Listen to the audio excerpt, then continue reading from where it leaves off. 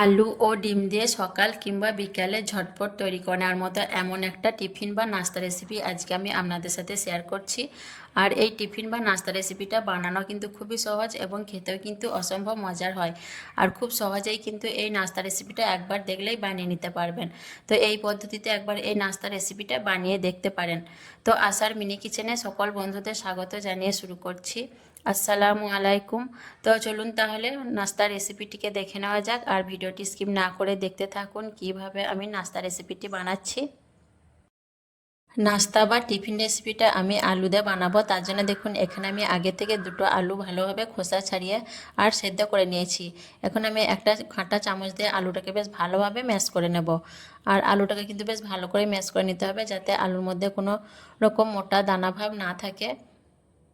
তো এইভাবে করে কাঁটা চামচ দিয়ে আমি আলুটাকে ম্যাশ করে নিচ্ছি। আপনারা চাইলে কিন্তু হাত দিয়েও আলুটাকে বেশ ভালো করে ম্যাশ করে নিতে পারেন। তারপর দেখুন আলুটাকে আমি বেশ ভালোভাবে কাঁটা চামচের সাহায্যে ম্যাশ করে নিয়েছি, একদম মিহি করে। আলুর মধ্যে কোনো রকম গোটা বা মোটা দানা ভাব নেই। এভাবে করে আলুটাকে বেশ ভালো করে ম্যাশ করে নিতে হবে। আলুটাকে ভালো করে ম্যাশ করে নিলাম। এখন আমি আলুটাকে সাইডে রেখে দেব। তারপরে আমি নাস্তা বানানোর জন্য এদিকে একটা বড় জায়গার মধ্যে নিয়ে নিচ্ছি এক বাটি ময়দা। বাটি মেপে এক বাটি ময়দা আমি নিয়েছি। আপনারা কিন্তু আপনাদের পরিমাণ মতো নিয়ে নেবেন। আর দিয়ে দিচ্ছি হাফ চামচ নুন, দিয়ে দিচ্ছি ময়নের জন্য চা চামচে 3 চামচ সাদা তেল। নাস্তাটা যদি খুব বেশি খাস্তা বানাতে চান তাহলে কিন্তু তেলের পরিমাণটা আরও বাড়িয়ে দিতে পারেন। আমি এখানে চা চামচে 3 চামচের মতো সাদা তেল ব্যবহার করেছি। বেশ ভালো করে আমি ময়নটাকে হাতে মেখে নেব। আর নাস্তাটা আমি এখানে ময়দা দিয়ে বানাচ্ছি, আপনারা চাইলে কিন্তু আটা দিয়েও বানিয়ে নিতে পারেন। আটা বা ময়দা যে কোনো দিয়েই বানানো হবে এই নাস্তাটি। তো বেশ ভালো করে আমি ময়নটাকে মেখে নিচ্ছি হাত দিয়ে। তারপর দেখুন ময়দাটাকে আমি বেশ ভালো করে ময়নটা মেখে নিয়েছি। ময়দাটাকে হাতে এইভাবে চাপ দিলে দেখুন মুঠো বেঁধে যাচ্ছে।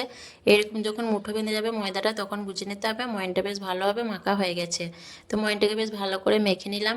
এখন আমি এর মধ্যে অল্প অল্প করে পানি দিয়ে ময়দাটাকে মেখে নেব।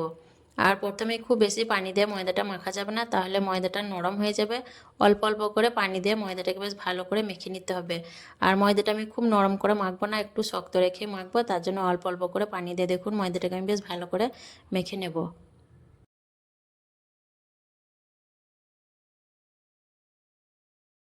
অল্প অল্প করে পানি দিয়ে দেখুন বেশ ভালো করে মধ্যে আমি ময়দার ডোটাকে তৈরি করে নিয়েছি। একদম মসৃণ একটা ময়দার ডো আমি বানিয়ে নিয়েছি। দেখুন এইভাবে করে ময়দাটাকে বেশ ভালো করে মথে নিতে হবে।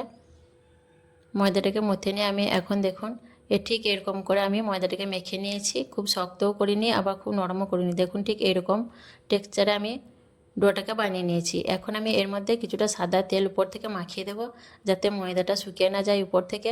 তেলটাকে বেশ ভালো করে দেখুন মাখিয়ে নিচ্ছি। তেলটাকে বেশ ভালো করে মাখিয়ে নিয়ে তারপর আমি এটা ঢাকনা দিয়ে 10 মিনিটের মতো রেস্টে রেখে দেবো। আর ততক্ষণে এদিকে আমি ডিমের পুরটা বানিয়ে নেব। তার জন্য আমি গ্যাস অন করে একটা তাওয়া বসিয়ে দিয়েছি। দিয়ে দিচ্ছি এর মধ্যে আমি 4 চামচে 3 চামচের মতো সাদা তেল।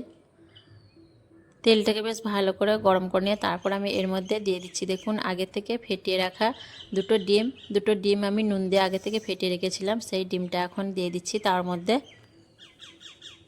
দিয়ে ডিমটাকে আমি নাড়াচাড়া করে একদম ঝুড়ো ঝুড়ো করে ভেজে নেব। একদম ছোটো ছোটো করে ঝুড়ো করে নেব ডিমটাকে, দিয়ে নাড়াচাড়া করে একটু ভেজে নেব। ডিমটাকে নাড়াচাড়া করে আমি দেখুন এইভাবে করে প্যাচেলারের সাহায্যে ছোটো ছোটো করে কেটে নিচ্ছি, একদম ঝুড়ো ঝুড়ো করে নেব। এইভাবে করে ডিমটাকে একদম ঝুড়ো ঝুড়ো করে নিতে হবে, এতে ডিমটাকে ভাজা ভাজা করে নিতে হবে। খুব অতিরিক্ত ভাজার প্রয়োজন নেই, ডিমটা এরকম একটু আলো আলো করে ভেজে নিলেই হবে। তো এইভাবে করে দেখুন আমি ঝুড়ো করে ডিমটাকে একটু ভেজে নিলাম।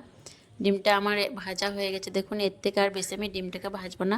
এখন ডিমটাকে আমি দেখুন তাওয়ার এক সাইডে লাগিয়ে দিচ্ছি।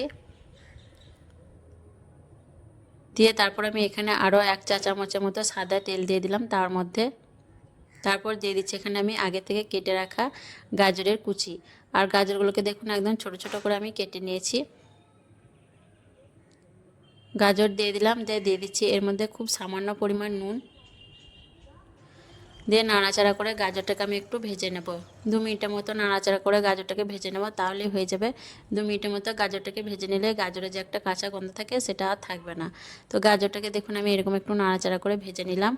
গাজর আর ডিম দুটোই কিন্তু হালকা করে আমি ভেজে নিলাম। গাজর আর ডিমটা ভেজে নেওয়ার পর এখন আমি গ্যাসের চুলাটাকে অফ করে দেবো। দিয়ে গাজর আর ডিমটাকে একটু ঠান্ডা হতে দেবো। এখন আমি আগে থেকে যে আলুটা ম্যাশ করে রেখেছিলাম তার মধ্যে কিছু উপকরণ মিশিয়ে নেব। তার জন্য আলুটাকে আমি নিয়ে নিয়েছি। এখন এর মধ্যে আমি দিয়ে দিচ্ছি দেখুন হাফ চামচ নুন। আর এখানে আমি নিয়েছি দেখুন 4টে কাঁচা লঙ্কা কুচি, একটা মিডিয়াম সাইজের পেঁয়াজ কুচি, আর নিয়েছি কিছুটা ধনেপাতা কুচি। এই সবগুলো উপকরণ এখন আমি আলুর সঙ্গে দিয়ে দিচ্ছি। সবগুলো উপকরণ দিয়ে দিলাম আর দিয়ে দিচ্ছি এখানে আমি 1 চা চামচ চাট মশলা দিয়ে আমি পেঁয়াজ লঙ্কা আর এই ধনেপাতাটাকে একটু হাত দিয়ে মেখে নেব। আর এই নাস্তাটা অবশ্যই একবার বানিয়ে দেখতে পারেন, বাচ্চাদের টিফিনে বা সকাল বা বিকেলে নাস্তার জন্য খুব সহজেই ঝটপট করে বানিয়ে নিতে পারবেন। আর খেতেও কিন্তু অনেক মজার হয় এই নাস্তাটা। তো বাড়িতে অবশ্যই একবার বানিয়ে দেখতে পারেন। তো বেশ ভালো করে আমি দেখুন পেঁয়াজ লঙ্কাটাকে একটু মেখে নিলাম ধনেপাতা সহ। ভালো করে মেখে নেওয়ার পর তারপর আমি এর মধ্যে দিয়ে দেবো আগে থেকে ভেজে রাখা ডিম আর গাজর কুচি।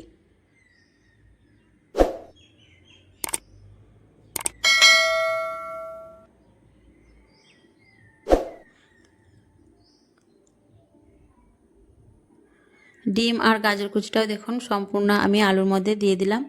দিয়ে তারপর আমি বেশ ভালো করে আলুর সঙ্গে ডিম পেঁয়াজ এগুলো সবই একসঙ্গে করে বেশ ভালো করে আমি মেখে নেব। আলুর সঙ্গে সব কিছু বেশ ভালো করে একসঙ্গে মেখে নিলাম। এখন আমি আলুটাকে এক কাছে করে দিয়ে এটা এখন আমি সাইডে রেখে দেব। আলুটা মেখে নেওয়ার পর এখন আমি ময়দা মাখার ঢাকনাটা খুলে নিচ্ছি। আর ময়দাটা দেখুন আগের থেকে কিন্তু অনেকটাই সফট তৈরি হয়ে গেছে, একদম নরম হয়ে গেছে। আমি কিন্তু শক্ত করে মেখে রেখেছিলাম ময়দাটাকে, তার থেকে দেখুন অনেকটাই নরম হয়েছে। এখন আবার আমি বেশ ভালো করে ময়দাটাকে একটু মথে নেব। ময়দাটাকে বেশ ভালো করে মথে নেওয়ার পর আমি দেখুন একটা চপার বোর্ডের ওপরে ময়দাটাকে নিয়ে দেখুন এরকম করে লম্বা করে নেব লিচি বানানোর জন্য। তো বেশ ভালোভাবে এরকম করে লম্বা করে নেব আমি ময়দাটাকে।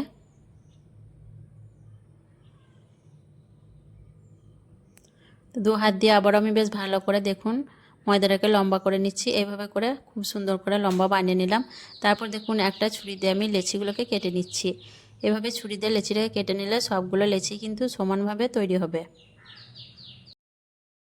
সবগুলো লেচি কেটে নেওয়ার পর আমি এখান থেকে একটা করে নিয়ে লেচিগুলোকে হাত দিয়ে বেশ ভালো করে গোল পাকিয়ে নেব। সবগুলো লেচি আমি দেখুন গোল পাকিয়ে নিয়েছি, দিয়ে একটা জায়গার মধ্যে নিয়ে এখন এগুলোকে ঢাকনা দিয়ে রেখে দেবো। আর এর থেকে আমি একটা লেচি নিয়ে নিয়েছি বেলার জন্য, দিয়ে অল্প ময়দা দিয়ে আমি লেচিটাকে বেলে নিচ্ছি। আর খুব বেশি পাতলা করে রুটিটা বেলা যাবে না, একটু মোটা রেখে রুটিটাকে বেলে নিতে হবে। তো এইভাবে করে দেখুন আমি রুটিটাকে বেলে নিলাম একটু মোটা রেখে, খুব বেশি পাতলা করে বেলিনি। রুটিটা বেলে নেওয়ার পর আমি যে আলুর পুরটা মাখিয়ে রেখেছিলাম সেই আলুর পুরটাকে দেখুন কিছুটা দিয়ে দিচ্ছি, রুটির মধ্যে দিয়ে বসিয়ে দিচ্ছি। আর পুরটা আমি একটু বেশি করেই দিয়েছি যাতে নাস্তাটা খেতে খুব বেশি ভালো লাগে। এইভাবে পুরটা একটু বেশি করেই দেবেন। পুরটা দেওয়ার পর আমি দেখুন নাস্তাটাকে সাইড থেকে এইভাবে করে মুড়িয়ে নেব। এইভাবে খুব ভালো করে নাস্তাটাকে মুড়িয়ে নিতে হবে, তাহলে নাস্তাটা বেশ ভালোভাবে সিল করা হবে, তাহলে ভাজার সময় নাস্তার মধ্যে পুরটা বেরিয়ে আসবে না। তো আপনারা দেখেই বুঝতে পারছেন কিভাবে আমি কাজটা করে নিচ্ছি। এইভাবে মুড়িয়ে নেওয়ার পর তারপর মাঝের অংশটাকে বেশ ভালো করে আমি দেখুন হাত দিয়ে এইভাবে করে ঘুরিয়ে ঘুরিয়ে বসিয়ে নেব, তাহলে বেশ ভালোভাবে সিলটা হয়ে যাবে। আর মাঝের যে এই ময়দার অংশটা আছে এই ময়দার অংশটাকে আমি হাত দিয়ে ঘুরিয়ে ঘুরিয়ে কেটে বাদ দিয়ে দেবো, তাহলে এই অংশটা রেখে দিলে এই নাস্তার মাঝের অংশটা মোটা হয়ে যাবে, খেতে ভালো লাগবে না। তার জন্য দেখুন এটা আমি কেটে বাদ দিয়ে দিলাম, দিয়ে হাত দিয়ে বেশ ভালো করে একটু চেপে নাস্তাটাকে বসিয়ে নেব, তাহলে কিন্তু আমার নাস্তাটা দেখুন তৈরি হয়ে যাবে। আর বানানোও দেখলেন কিন্তু খুব সহজ, এইভাবে নাস্তাটা খুব সহজেই বানিয়ে নিতে পারবেন। আর বাকি নাস্তাগুলোকেও আমি এইভাবে করে সবগুলো নাস্তা বানিয়ে নেব। তো দেখুন একটা নাস্তা আমার তৈরি হয়ে গেল, বাকি নাস্তাগুলোকেও এইভাবে আমি তৈরি করে নেব। সবগুলো নাস্তা তৈরি করার পর আমি এদিকে একটা ফ্রাই প্যানে বেশ কিছুটা তেল ভালো করে গরম করে নিয়েছি, যে তারপর আমি এখন একে একে গরম তেলের মধ্যে নাস্তাগুলোকে ছেড়ে দিচ্ছি। আর এক বেশে আমার যতগুলো নাস্তা ধরবে আমি ততগুলো নাস্তা দিয়ে দিচ্ছি। নাস্তাগুলো দেওয়ার পর আমি এইভাবে একটু হতে দেব। আর নাস্তাগুলোকে আমি মিডিয়াম ফ্লেমে ভাজতে থাকবো, হাই ফ্লেমে মোটি নাস্তাগুলোকে ভাজা যাবে না, তাহলে উপর থেকে হয়ে যাবে আর ভিতরটা খেতে তাহলে ভালো লাগবে না। তার জন্য আমি মিডিয়াম ফ্লেমে নাস্তাগুলোকে ভেজে নেব। আর উপর থেকে দেখুন একটা চামচের সাহায্যে গরম তেলটাকে ছড়িয়ে দিচ্ছি নাস্তার উপরে, তাহলে নাস্তাটা ফুলে উঠবে আর বেশ ভালো খাস্তা তৈরি হবে। তো এইভাবে করে আমি একটু হতে দেবো, তারপর নাস্তাগুলোকে উল্টে পাল্টে ভেজে নেব। তো এইভাবে দেখুন কিছুক্ষণ পর নাস্তাগুলোকে আমি উল্টে পাল্টে ভেজে নিচ্ছি, আর কত সুন্দর নাস্তার মধ্যে একটা কালার এসছে। আর নাস্তাগুলো দেখুন কত সুন্দর ফুলে উঠেছে আর খাস্তাও তৈরি হয়েছে। তো এইভাবে আমি কিছুক্ষণ উল্টে পাল্টে ভেজে নিয়ে তারপর নাস্তাগুলোকে তুলে নেব।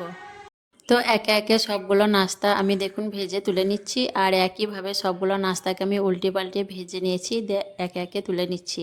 আর এইভাবে অবশ্যই একবার নাস্তাটা বাচ্চাদের টিফিনে বা সকালে বিকালে নাস্তার জন্য বানিয়ে দেখতে পারেন, খেতে কিন্তু অসম্ভব মজার হয়।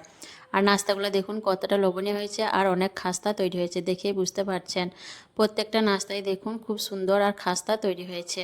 তো এখন আমি একটা নাস্তা আপনাদের ভেঙে দেখিয়ে দিচ্ছি। দেখুন নাস্তাগুলো একদম খাস্তা আর ভিতর থেকে পুরে ঠাসা, খেতে কিন্তু অসম্ভব মজার হয়। তো অবশ্যই একবার এভাবে বাড়িতে বানিয়ে দেখবেন।